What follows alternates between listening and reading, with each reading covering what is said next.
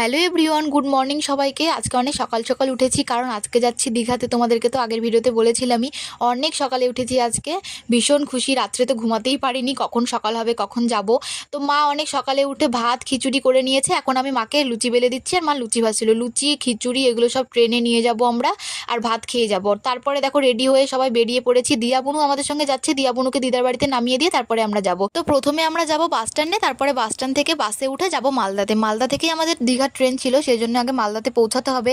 আর বাস আসতে অনেক দেরি করছিল, যেটাতে আমাদের যাওয়ার কথা, তো একটু টেনশনে পড়ে গেছিলাম। তারপরে তো বাসে আর ভিডিও করতে পারিনি, প্রচুর ভিড় ছিল। তারপরে এই যে আমরা এখন মালদা স্টেশনে চলে এসেছি। আসার পরে একটু গরম লাগছিল, সেই জন্য একটু ঠান্ডা খেয়ে নিচ্ছি সবাই। তো তারপরে এই যে এটা আমাদের দীঘার ট্রেন, তো এটাতেই আমরা যাচ্ছি। তো এই যে ট্রেনে উঠে গেলাম, বাবা সিট নাম্বার খুঁজলো, খোঁজার পরে এখন আমরা যাচ্ছি। তো ট্রেন ছেড়ে দিয়েছে, 1:30 বেজে গেছিলো। বাবা তো ভীষণ খুশি, দেখো ভাই বাবা সবাই। তো আজকের ভিডিওটা এই পর্যন্তই। পরের পার্টটা নিয়ে খুব তাড়াতাড়ি আসছি। সবাইকে টাটা।